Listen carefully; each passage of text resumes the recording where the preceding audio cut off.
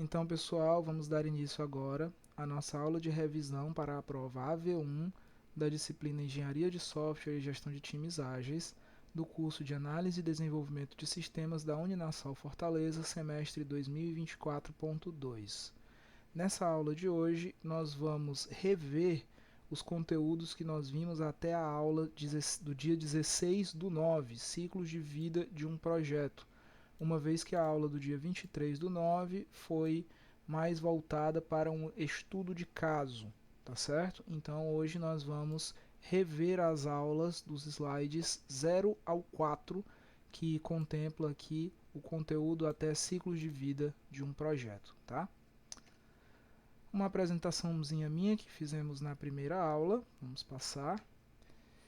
E vamos agora às fases de gerenciamento de um projeto. Independente do projeto que a gente esteja desenvolvendo, independente da área em que esse projeto esteja sendo aplicado, a gente sempre vai ter essas três etapas, tá? Nós vamos ter o desenvolvimento do projeto propriamente dito, que muitas pessoas imaginam que ao entregar um projeto,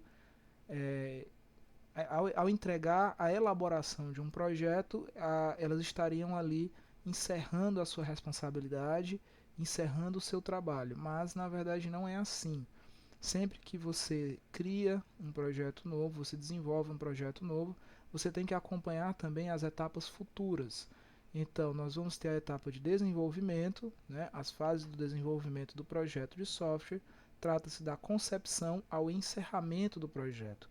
Mas uma vez que esse projeto é entregue para o cliente final, a gente vai ter uma segunda etapa, que é a etapa de operação, onde esse sistema estará em uso, né, esse projeto que gerou um sistema estará em uso e deverá ter algum acompanhamento do setor técnico, né? Então, na fase de operação, trata da execução, monitoramento e manutenção do software em ambiente real. E a fase de manutenção, como nós já discutimos em sala de aula algumas vezes, vai tratar de tudo que for atualização no software, tá? Tanto correção de erros, como atualização e melhoria contínua, como por exemplo, o Android lançou uma nova versão para os celulares e você precisa fazer uma atualização no seu software para que ele seja compatível com essa nova versão do Android. Então a gente teria aqui um problema a ser resolvido na etapa de manutenção do nosso software, tá certo? Então, independente de você já ter finalizado, já ter encerrado toda a elaboração, toda a execução, o projeto estar pronto para ser utilizado, você também tem que acompanhar as etapas futuras, tanto de operação quanto de manutenção. A gente falou um pouquinho aqui sobre essas diferenças de visão de um projeto, e daqui a gente fez um link puxando para o que é o backlog de um produto, tá? Mas vamos passar esse slide aqui, que ele faz mais sentido como uma reflexão em sala de aula. Falando agora das fases de um projeto de software, nós vamos ter esse tipo de projeto geralmente sendo dividido em 5 etapas. A primeira etapa sendo o pré-projeto, onde nós vamos conversar com o cliente, é bem uma fase de ideação, uma fase onde nós vamos entender quais são as dores do cliente, quais são os problemas a serem resolvidos. Em seguida, nós vamos para uma segunda etapa, que é a etapa de planejamento. Nessa etapa de planejamento já entra a figura do gerente de projeto, que deverá elaborar um cronograma e planilhar, digamos assim, as principais informações do projeto, certo? Na próxima etapa, o gerente de projeto ele vai conversar com uma pessoa de dentro da empresa, uma pessoa que está precisando dessa solução ou que é o usuário direto para quem essa solução será implementada, né? Tá? E aqui a gente vai chamar essa pessoa de analista de negócios. E a partir dessa conversa, a gente vai elaborar as regras do negócio. Por exemplo, se nós temos um aplicativo bancário que só faz transferências até às 17 horas e num valor de limite de R$5.000, no valor limite de R$5.000. Então aí nós teríamos duas regras desse negócio a serem implementadas na nossa solução, tá? Então essa terceira etapa seria uma etapa de análise dos requisitos, uma etapa de definição numérica do que deve acontecer dentro da nossa solução. A próxima etapa é a etapa de codificação, porque uma vez que todas as regras do negócio estão definidas, nós vamos partir para a implementação dessas regras através de código, e é onde vai entrar a figura do desenvolvedor, que vai criar os códigos utilizando uma linguagem de programação comercial e, por fim, exportar para um banco de dados, certo? E, por fim, nós vamos ter a implantação, que é quando a equipe de implantação que a gente está chamando aqui, que pode ser composta pelo próprio gerente de projetos ou por até mesmo pelo alguém do time de desenvolvimento, tá? Vai vir aqui e dar um treinamento para os usuários, as pessoas que de fato vão usar essa solução. Então nada melhor do que a pessoa que criou a solução para dar um treinamento para os usuários que vão utilizar, certo? E após isso a entrega do produto. Lembrando que a gente tem outras etapas futuras, né? Após o projeto ser entregue, ser encerrado, nós vamos ter também a etapa de operação, que precisa de um acompanhamento, e a etapa de manutenção, que precisa de intervenção direta, ok?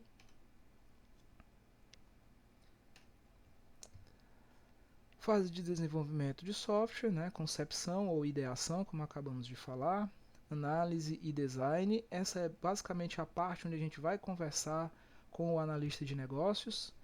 Implementação, a parte do código, né? Na verdade aqui entraria implementação e testes, seria basicamente a nossa codificação, tá?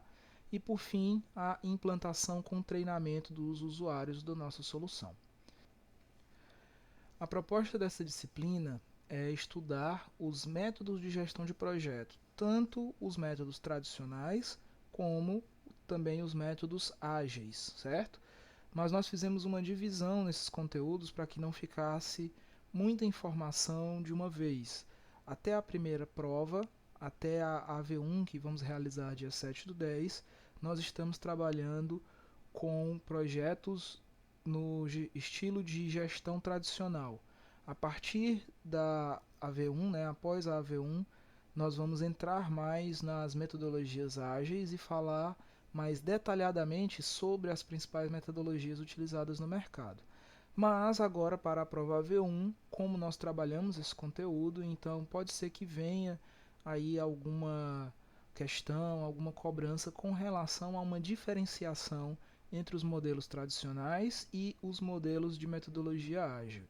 Então, basicamente, um modelo tradicional ele vai ser executado quando a gente já tem um projeto conhecido, quando a gente tem as etapas bem definidas. E eu gosto sempre de utilizar como um exemplo uma obra de engenharia civil, porque é uma situação onde você já tem um projeto todo detalhado, você sabe exatamente quantos pavimentos você vai construir, você sabe exatamente quanto de ferro você vai consumir, quanto de cimento, quanto de acabamento depois em tinta, em revestimento. Então você tem tudo mapeado e o seu escopo ele está engessado, digamos assim, e nós vamos mexer com as outras duas pernas do pilar da gestão de projeto, que seriam aí o tempo e o custo.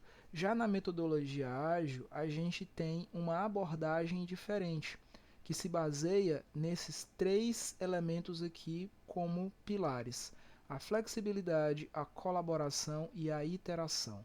Então, dentro das metodologias ágeis, né, que são abordagens de gerenciamento de projetos que priorizam a flexibilidade, a colaboração e a entrega rápida de valor. Elas promovem ciclos curtos de desenvolvimento, feedback contínuo e adaptação às mudanças, garantindo que o produto evolua conforme as necessidades do cliente. Agilidade foca em entregar incrementos funcionais e ajustáveis com alta participação do cliente no mercado. Então, a flexibilidade diz muito com relação ao escopo. Aqui nós não temos um escopo bem definido. Então, nós vamos, durante a gestão do projeto, fazer ajustes e definir mais o nosso escopo. A colaboração foca mais no sentido em que todos os envolvidos dentro das metodologias ágeis têm praticamente a mesma hierarquia. O time de desenvolvimento tem total liberdade para chegar no gestor do projeto e dizer, por exemplo, essa etapa não vai funcionar. E iteração entra no ciclos curtos de desenvolvimento e feedback contínuo. Nós vamos trabalhar dentro das metodologias ágeis que vamos estudar após a AV1 com sprints, né, que são divisões do projeto maior, que vão durar de 1 a 4 semanas pela literatura, mas que diariamente há um acompanhamento dessas sprints, certo?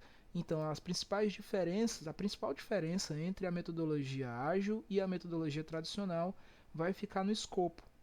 Enquanto a metodologia tradicional tem um escopo muito bem definido, a metodologia ágil ela vai ter um escopo mais flexível, certo? Aqui uma figurinha comparando a grosso modo o que seria essa diferença, certo? Esse aqui é o modelo tradicional, o modelo que a gente conhece como modelo cascata. Este projeto é muito grande e se precisarmos mudar algumas necessidades, ou seja, o escopo dele está engessado, a gente não tem como mudar as coisas aqui. Enquanto no processo ágil, né, vamos dividir o projeto em pequenas partes, podemos realizar mudanças a qualquer tempo. Então, esse projeto aqui ele já tem várias partes, está subdividido em várias partes, e caso a gente tenha um problema, por exemplo, nessa parte que está sendo segurada aqui pelo rapaz da figura, a gente pode reiniciar ela, pode pensar ela de uma forma diferente. Então a gente tem aí um escopo que vai poder ser ajustado, ok? Falamos um pouco sobre o Scrum, né, que é um framework simples para gerenciar projetos complexos, mas a gente não vai adentrar muito no Scrum agora, a gente vai falar mais dele após a AV1. De toda forma, como saber se meu projeto é um projeto complexo?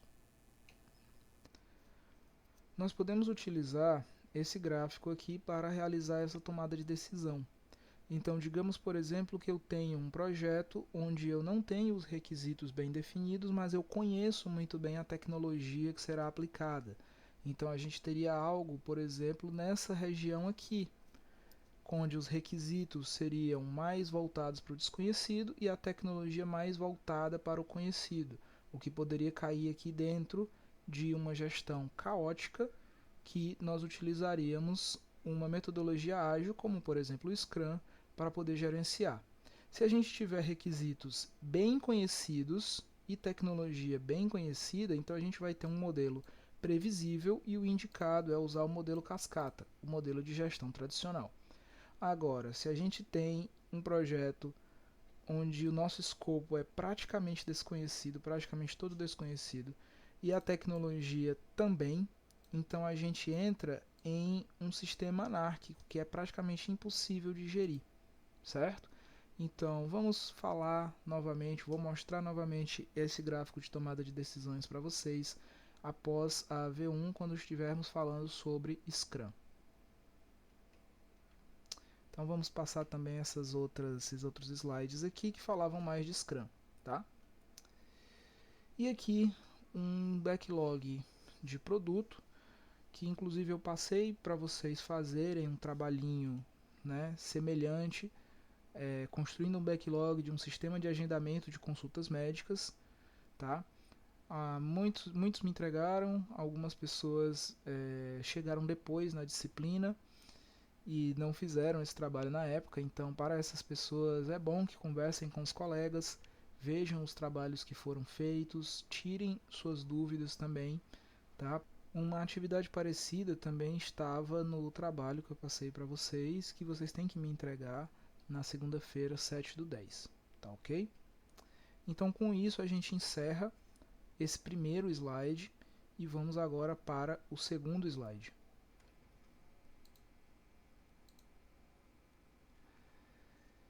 Então, continuando, na nossa aula do dia 26/8, nós falamos um pouco sobre introdução à gestão de projetos. Iniciamos apresentando o PMI, o Project Management Institute, que é uma organização global sem fins lucrativos dedicada ao avanço da profissão de gerenciamento de projetos. Basicamente, eles reúnem todas as boas práticas desenvolvidas, aprendidas por gerentes de projeto no mundo todo em projetos de diversas áreas, seja a área de engenharia de software, seja a área de saúde, seja a área da educação, em diversas áreas. Onde vocês pensarem que existe um objetivo a ser atingido, você pode ter certeza que ali cabe você elaborar um projeto para gerir as etapas até esse objetivo ser atingido. Então, em basicamente todas as áreas do conhecimento humano, a gente utiliza gerenciamento de projetos. E as informações adquiridas com o tempo pelos gerentes de projeto integram o conjunto de boas práticas que é sugerido pelo PMI. Quando você se associa, se afilia ao PMI, você tem acesso a essas informações através de publicações de artigos científicos, né, sempre trazendo os novos desenvolvimentos em termos de gestão de projeto, e tem também os padrões reunidos em um livro, o PMBOK. Tá?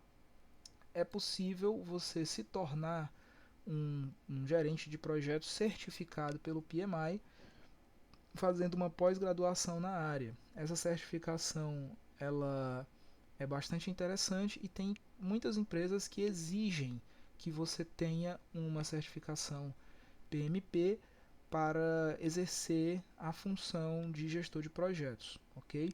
Inclusive, vocês podem fazer essa experiência, entrem no LinkedIn e procurem por vagas de gerente de projetos. Ou mesmo vaga de analista de projetos. E vocês vão ver que na descrição das vagas, na maioria das vezes, eles colocam como é desejável ter o PMP, né, a certificação, ou em algumas vagas eles até colocam assim: uma das vagas é destinada exclusivamente para profissional com PMP, certo? Então é um diferencial aí de mercado para quem trabalha ou quem deseja trabalhar na área de projetos. Fica a dica para quem quiser no futuro seguir por essa área, tá certo? Você também participa de eventos, onde dentro desses eventos você recebe treinamentos e faz networking, que são muito sólidos dentro da sua área, porque se você vai por exemplo, a um congresso, como teve aqui em Fortaleza, o Congresso Cearense do PMI em agosto, você vai encontrar com outras pessoas que também são da área de gerenciamento de projetos ou têm interesse por essa área. Você vai trocar com essas pessoas não só os contatos, mas também as experiências. Ô amigo, como é que funciona lá na sua empresa? Você está usando que tipo de metodologia? Eu na minha empresa eu uso Scrum. Você, não, eu uso mais Kanban. E outra pessoa pode chegar e dizer, não, eu uso o sistema cascata na empresa onde eu trabalho. E aí você começa a conversar com essas pessoas e começa a compreender mais através dessa troca de informações, certo? Como eu acabei de falar para vocês, a gente tem o guia PMBOK, né, que é o Guia do Conhecimento em Gerenciamento de Projetos, que vai abordar diretrizes e padrões amplamente reconhecidos para o gerenciamento eficaz de projetos, ou seja, é um conjunto de boas práticas. Ele aborda áreas como escopo, tempo, custo, qualidade, recursos humanos, comunicação, riscos, aquisições e partes interessadas na execução do projeto.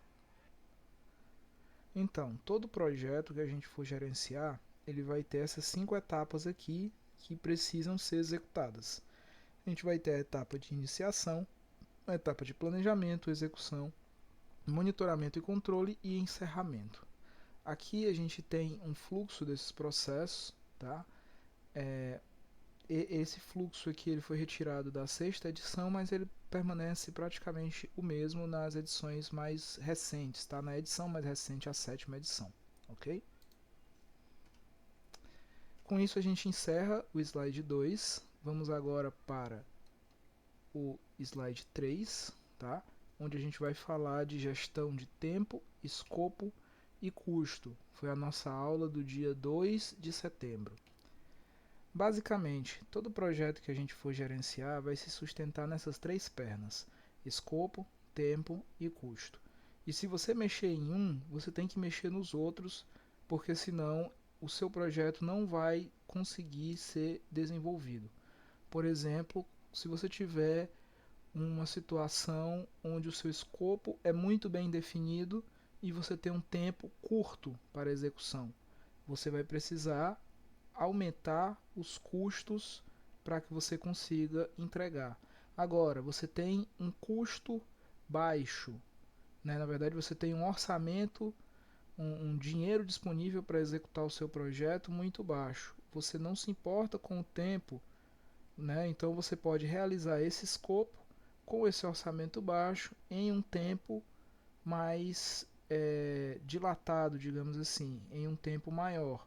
Ou se você tem um orçamento baixo, mas tem um tempo de entrega limitado, talvez você deva repensar o seu escopo, mudar alguma coisa do escopo, tá? Mas sempre que você mexer em um desses três, você vai ter que mexer no outro, porque senão o seu projeto vai ficar desbalanceado, digamos assim. Você não vai conseguir entregar os resultados, você não vai conseguir entregar valor, que é o objetivo do gerenciamento de um projeto, tá? Então, falando agora sobre o escopo, a gente vai ter essas etapas aqui para a elaboração de escopo. Vamos iniciar com o planejamento e o gerenciamento do escopo, que vai definir e documentar como o escopo será realizado, validado e controlado. Nessa parte é onde entram, por exemplo, normas técnicas que devem ser atendidas na realização dos projetos. Coleta de requisitos, define e documenta as necessidades das partes interessadas. Definição do escopo, desenvolve uma descrição detalhada do projeto e do produto.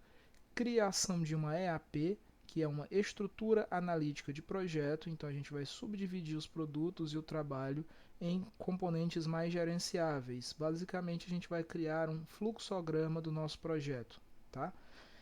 Validação do escopo, né, que é a formalização e aceitação dos produtos do projeto. E por fim o controle do escopo, que é o monitoramento do escopo e a gerência das alterações na linha de base de escopo. O que é isso?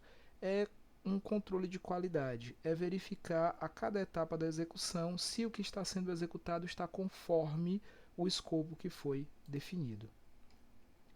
Quando a gente fala de tempo, geralmente nós utilizamos essas etapas aqui na gestão do tempo. Inicialmente a gente faz o planejamento e gerenciamento do cronograma, estabelecendo políticas, procedimentos para trabalhar, desenvolver, gerenciar e controlar o cronograma. Por exemplo, digamos que tenho uma atividade que vai ser realizada em no máximo 15 dias. Essa atividade ela já entraria aqui, esse limite de no máximo 15 dias, ele já entraria aqui para esse tipo de atividade. Na nossa próxima etapa, que seria definir as atividades, assim que eu definir alguma atividade desse tipo, eu já vou limitar ela a 15 dias no máximo, por exemplo. Tá? Então aqui nessa etapa a gente vai identificar as atividades específicas para produzir as entregas do projeto. Em seguida a gente vai sequenciar as atividades de uma maneira lógica para que elas sejam executadas sem que haja choque, ok? Estimar os recursos das atividades, o quanto que vai custar, tanto em termos de material quanto em termos de recursos humanos. Estimar a duração das atividades, né, quantos dias, quantas semanas. Desenvolver o cronograma, analisa a sequência das atividades, duração, recursos e restrições para criar o cronograma e controlar o cronograma, né, que é, uma vez o projeto estando sendo executado, ficar sempre verificando as entregas que deveriam ter sido realizadas até a segunda semana, elas aconteceram? Se não aconteceram, por que elas não aconteceram? Quem era o responsável? Como nós podemos compensar isso sem que comprometa as próximas etapas do projeto? Então você tem que estar sempre gerenciando o seu tempo. Uma forma da gente gerenciar o tempo e da gente apresentar o nosso cronograma é através do diagrama de Gantt, que ele é um diagrama de barras horizontais, tá? Onde a gente vai colocar basicamente aqui dois eixos, né? Aqui na verdade a gente tem três marcações, mas elas essas de cima e de baixo aqui, elas representam a mesma coisa. Então, aqui na horizontal, a gente vai ter a marcação de tempo. Semana 1, semana 2, semana 3, semana 4. E é muito interessante que sempre venha também uma discriminação dos dias, tá? Uma separação por dias. E aqui na vertical nós vamos ter as etapas, tá? Então essa daqui é a cara de um diagrama de Gantt, ele é amplamente utilizado na gestão de projetos quando a gente está desenvolvendo o nosso cronograma. E por fim, a terceira perna do nossa sustentação da gerenciamento de projetos, que é o custo. E para gerenciamento de custos, a gente costuma trabalhar com essas 4 etapas. Inicialmente, fazemos o planejamento do gerenciamento dos custos, definindo políticas e procedimentos para planejar, gerenciar, executar e controlar esses custos. Em seguida, nós fazemos uma estimativa. Essa estimativa ela pode ser ainda grosseira numa primeira etapa. Em seguida, a gente vai determinar o orçamento, onde nós vamos basicamente refinar a estimativa que nós fizemos. É nessa etapa aqui onde a gente faz cotação de preço, onde a gente conhece opções de novos fornecedores algumas vezes, para que a gente possa pegar sempre o menor custo, tá? Lógico, o menor custo benefício. A gente tem que entender também que em algumas situações o menor custo não é o menor custo-benefício. Ele pode inclusive ser o maior custo-benefício. Como assim, professor? Digamos que você economizou dinheiro comprando um produto que você vai utilizar na execução do seu projeto, mas esse produto não tem, digamos, uma garantia estendida. E após um determinado período ele queima e você fica total sem esse produto. Então aí cabe uma análise da viabilidade, tá? Do custo-benefício desse fornecedor. Então é sempre interessante que se trabalhe com mais de uma opção de fornecimento. E se você trabalha, por exemplo, com licitação do governo, eles sempre pedem no mínimo 3 fornecedores para uma licitação. Então, o ideal é que você, até dentro de uma empresa privada, se você não tiver um contrato, um fornecedor que já atua diretamente com a empresa, você procurar pelo menos 3 opções tanto para entender o preço médio de mercado, como para conseguir o melhor custo-benefício para o seu projeto, ok? E por fim, controlar os custos, que vai cair na mesma coisa que as 2 outras pernas, é ficar sempre verificando ao final de cada semana, ao final de cada sprint, ao final de cada mês, você verificar se os custos que foram executados estão de acordo com os custos que foram planejados, ou se você vai precisar fazer algum ajuste, ok?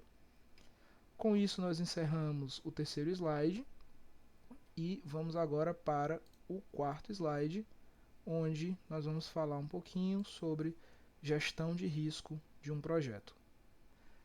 Essa aula a gente viu no dia 9 de setembro, tá?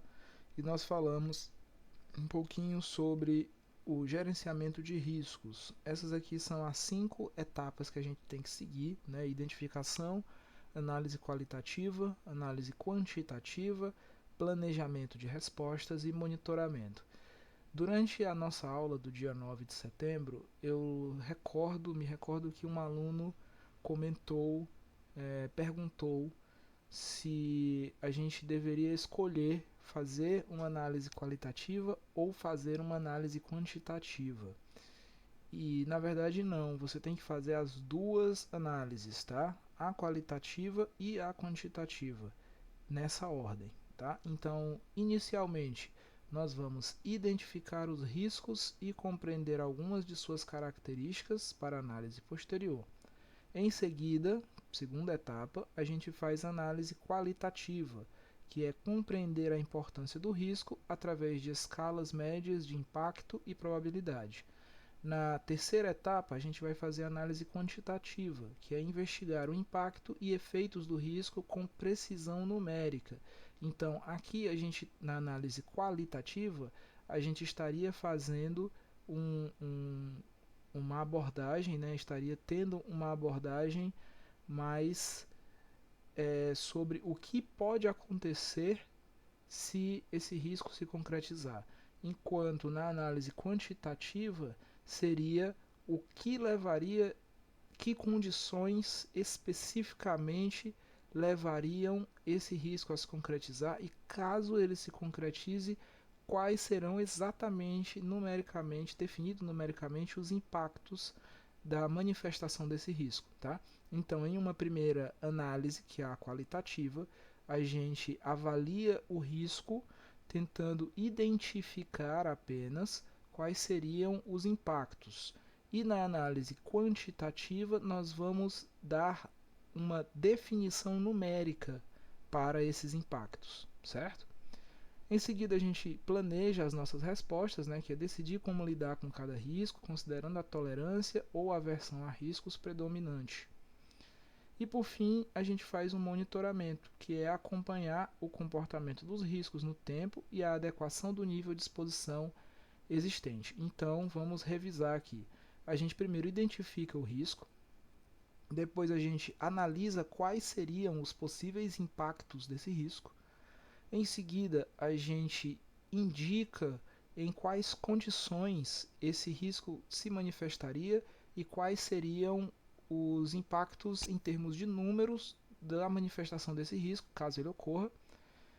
Na quarta etapa, nós já estaríamos planejando respostas a esse risco, né? Por exemplo, se o risco identificado na etapa 1, qualificado na etapa 2 e quantificado na etapa 3 de fato acontecer, o que é que eu vou fazer? Para quem que eu ligo? Quem que eu aciono? Eu tenho que desligar alguma coisa? Então tudo isso está previsto aqui na etapa 4. E por fim o monitoramento, né, que é a etapa 5, que a gente tem que ficar sempre verificando se aquele risco continua tendo o mesmo grau de seriedade, ou se ele evoluiu, ou até mesmo se ele deixou de ser algo que traz risco para o nosso projeto. Essas aqui são as etapas que a gente utiliza, né, dentro do planejamento do gerenciamento de riscos. É basicamente o que a gente acabou de falar, mas vamos lá passar uma a uma novamente. Então, planejar o gerenciamento de riscos, que é definir como conduzir as atividades e gerenciamento dos riscos para o projeto. Novamente, mais uma vez, aqui entra normatização. Quais são as normas que vão gerenciar esse risco, que vão me indicar que isso aqui de fato é um risco, né? Em seguida, identificar os riscos, realizar análise qualitativa, realizar análise quantitativa, planejar as respostas, implementar as respostas e monitorar os riscos. Basicamente, o que a gente já havia visto aqui no fluxograma. Nessa aula, nós apresentamos também a matriz GUT, que é uma matriz de priorização de gravidade, urgência e tendência. Quando a gente tem muitos riscos dentro de um projeto, a gente precisa dar prioridade para a resolução daqueles que são mais nocivos para o nosso projeto. Tanto casos se concretizem sejam catastróficos ou aqueles que têm uma incidência muito alta, apesar de ter um impacto muito baixo, mas que com uma incidência alta podem acarretar atrasos no cronograma ou mesmo uma diferença nos valores de custo que estavam previstos inicialmente. E o que significa cada letrinha dessa? Né? O G de gravidade é o impacto que o problema gerará nos envolvidos, podendo ser os colaboradores, os processos, as tarefas, resultados da empresa e etc. A análise é feita nos efeitos que o problema, caso não seja resolvido, acarretará em médio e longo prazo. Então, esse risco, se ele se concretizar, qual vai ser a gravidade dele para a empresa? Já a urgência é o prazo ou o tempo disponível para a resolução do problema. Quanto menor o tempo, mais urgente será o problema que deverá ser resolvido. O recomendado é fazer a seguinte pergunta: isso pode esperar? Se a resposta for sim, então a urgência diminui. Mas se a sua resposta for não, então você provavelmente tem um problema aí de urgência elevada. E o T é de tendência, que é a probabilidade ou potencial que o problema tem de crescer com o passar do tempo. A pergunta a ser feita é: se eu não resolver isso hoje, o problema vai piorar aos poucos ou bruscamente? O que é que isso quer dizer? Alguns tipos de risco, eles podem evoluir do dia para a noite, de maneira muito rápida, sem que você perceba, e podem chegar a uma falha, eles podem se concretizar muito rápido. Tomando como exemplo uma situação de engenharia mecânica. Você tem, digamos, uma tubulação onde passa um ar altamente comprimido e ali dentro daquela tubulação você tem uma pressão elevada. Devido a essa pressão elevada, se você tiver qualquer início de rachadura nessa tubulação, ela pode rapidamente evoluir para uma trinca e essa trinca rapidamente evoluir para um rasgo. E quando eu digo rapidamente, isso é questão de segundos. Você pode estar olhando para uma tubulação 100% normal e de repente ela papoca, pá, e começa a vazar esse ar comprimido que estava ali dentro. Tá? Então, em algumas situações, o problema, o risco que você está tendo ali, ele pode de fato evoluir em questão de segundos, certo? Então é sempre bom ficar atento a tanto a gravidade quanto a urgência quanto a tendência na hora de tomar decisões para tratar esses riscos. Se a gente tiver, por exemplo, uma gravidade muito grave, a gente vai pontuar aqui como 4, uma urgência extremamente urgente a gente pontuaria como 5, uma tendência pior em médio prazo a gente pontuaria como 3, então teríamos aí um grau de risco de 60. Professor, o que é que quer dizer esse 60? Isso aqui é um valor adimensional que ele vai servir para a gente fazer comparações com outros riscos que podem estar acontecendo dentro do nosso sistema, certo? Então aqui nós temos 3 exemplos de riscos tratados pela matriz Guth. Por exemplo, primeiro, manutenção de ventilação do computador administrativo, gravidade 2, urgência 2, tendência 4, então ele teria uma ordem de priorização de 16. Um segundo problema, peça da linha de produção gerando defeito no produto final, gravidade 5, urgência 5 e tendência 2. E aqui a gente já teria uma urgência maior para a resolução, né, para o tratamento desse risco aqui. E no nosso terceiro exemplo, alto volume de reclamação sobre um produto nas redes sociais, gravidade 3, urgência 3, tendência 5.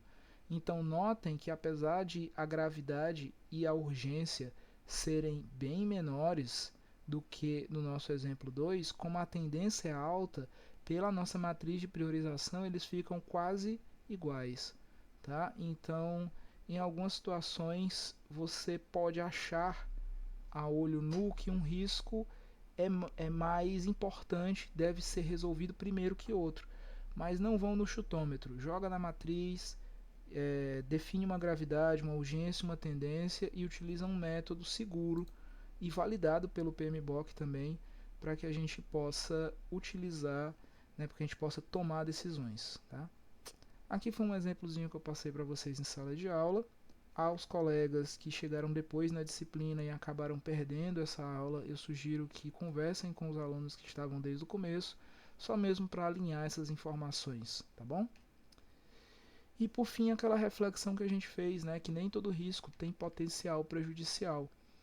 Algumas vezes a gente tem situações que podem trazer benefício para o negócio. Quando a gente fala de risco, a maioria das pessoas tende a interpretar o risco como algo nocivo. Mas digamos, por exemplo, que você comprou ações de uma empresa de tecnologia, um unicórnio desses aí da vida, que faz tempo inclusive que não surgem, né, novos unicórnios. Para quem não sabe o que é um unicórnio, são aquelas startups que crescem muito rápido e dão muito dinheiro, muito retorno, como por exemplo é o caso do Nubank, né, um banco que hoje está aí consolidado, mas já foi um projeto pequeno alguns anos atrás. Tá? Quer dizer, nunca foi um projeto pequeno, né? Sempre começou com um, um, um aporte grande e tudo mais, mas que ele teve um início menor, digamos assim, quando comparado a outros bancos mais tradicionais. Ele teve um descobrimento, digamos assim. A mesma coisa com a Uber, a mesma coisa com a iFood. Todas essas empresas já foram consideradas empresas unicórnio. Eram empresas, startups raras no mercado, mas que tinham um futuro muito promissor. Tanto que se concretizou para algumas dessas empresas, tá? Então, nem todo risco tem potencial prejudicial. E como é que a gente entende se ele vai ter potencial prejudicial ou não, fazendo uma análise detalhada desses riscos e utilizando de preferência ali a matriz Gucci, tá? Agora a gente encerra aqui o nosso quarto slide e vamos para o quinto e último slide, onde a gente falou de ciclos de vida de um projeto. Então, essa aula a gente viu no dia 16 de setembro. Falamos um pouco sobre os ciclos de vida de um projeto, que é a sequência de fases que o projeto vai passar desde o seu início até o fim. E todos eles, todos os projetos que a gente for gerenciar, eles vão ter uma estrutura básica de ciclo de vida, que segue basicamente essas 5 etapas: iniciação, planejamento, execução, monitoramento e encerramento. Na iniciação nós temos o termo de abertura do projeto. No planejamento, ao final do planejamento, a gente tem a elaboração da EAP, a nossa estrutura analítica do projeto. Durante as fases de execução e monitoramento, nós vamos de fato executar esse projeto enquanto realizamos o acompanhamento das etapas para ver se está dando tudo certo. E por fim, depois de tudo executado e testado, né, a gente faz o encerramento do projeto e gera o TEP, termo de encerramento do projeto. Aqui dentro dessas etapas, a gente pode ainda destrinchar um pouco mais. Na iniciação nós teríamos objetivos, definição do gerente dos projetos, definição de prazos, definição de recursos e viabilidade ou não do projeto. Dentro do planejamento nós teríamos definição de escopo, cronograma, custos, análise de riscos e finalização com a elaboração do nosso fluxograma, que é a estrutura analítica do projeto. Na execução, nós temos ajuste, atualização, alocação da equipe, execução de tarefas e replanejamento quando necessário. No monitoramento, nós temos status da atividade, prazos e andamento do projeto. Essa daqui é a etapa de acompanhamento, é a etapa de verificação se todo mundo está fazendo seu trabalho direitinho, dentro do prazo estipulado e gastando o que tinha sido definido na análise de custos, tá? E por fim, o encerramento com as entregas finais, revisão e lições aprendidas. E lembrem-se disso, um projeto nunca está finalizado se você não refletiu sobre as lições que você aprendeu nele, tá? Esse gráfico aqui ele mostra em intensidade e tempo, né, um gráfico de intensidade por tempo de cada uma dessas 5 etapas. E nele fica claro, né, dá para perceber que algumas dessas etapas podem ocorrer de maneira simultânea. Então, por exemplo, a gente vai ter a etapa de controle desde o início do planejamento até o fim da execução, certo? Então, essa etapa aqui a gente vai ficar verificando se todo mundo, todos os envolvidos aqui estão realizando, estão cumprindo com suas atividades o tempo inteiro praticamente no projeto. O encerramento ele já começa aqui no declínio do controle e no começo do declínio da execução. Tá? Então algumas etapas elas vão ser executadas simultaneamente. Vale também a gente fazer uma diferenciação entre o ciclo de vida de um projeto e o ciclo de vida de um produto. O ciclo de vida de um produto é a jornada que ele percorre desde o início do seu projeto inicial até a sua retirada do mercado. Então, quando a gente fala de um produto, ele pode ter vários projetos dentro dele. Ele vai ter o projeto de elaboração do produto em si, ele pode ter um projeto de marketing que vai levar ele até um determinado consumidor, ele pode ter um projeto de rebranding, né, que o pessoal chama, que é você pegar um produto e dar uma repaginada nele, ou talvez vender para outro público, tá? Isso já no meio da vida dele, e ele pode inclusive ter um projeto de retirada do mercado, para que essa retirada possa ainda render alguma coisa. A gente vê isso às vezes, né? As empresas anunciando, vamos descontinuar determinado serviço, e sempre que há um anúncio como esse, tem também ali um boom de consumo, seja por nostalgia, dependendo do produto, seja por pessoas que ainda consomem aquele produto e acabam estocando assim, já que o produto, o serviço ou o produto vai acabar, tá? Então, vale fazer essa diferenciação. O ciclo de vida de um projeto, dentro do ciclo de vida de um projeto, você trabalha um único aspecto de um produto, enquanto dentro do ciclo de vida de um produto você vai ter vários projetos, cada um com seu ciclo de vida. Esse gráfico aqui já mostra para a gente as etapas da vida de um produto, tá? Então a gente vai ter aqui a primeira etapa de reflexão, a segunda etapa de introdução do produto no mercado, a terceira etapa de crescimento do consumo desse produto, a quarta etapa é a etapa de maturidade, onde esse produto ele já está conhecido no mercado e tem uma base de consumidores. Depois ele tem um declínio, e esse declínio ele pode se dar por N motivos, né? Pode ser a entrada de um competidor mais agressivo, pode ser uma defasagem do serviço que está sendo ofertado, pode ser inclusive a descontinuidade do serviço, porque não interessa mais atuar é, para a empresa atuar nesse segmento, digamos assim, e depois nós temos aí a eliminação gradual. E lembrando a vocês, pessoal, do trabalho que vocês vão ter que me entregar até o dia 7/10, né, que é o dia da prova.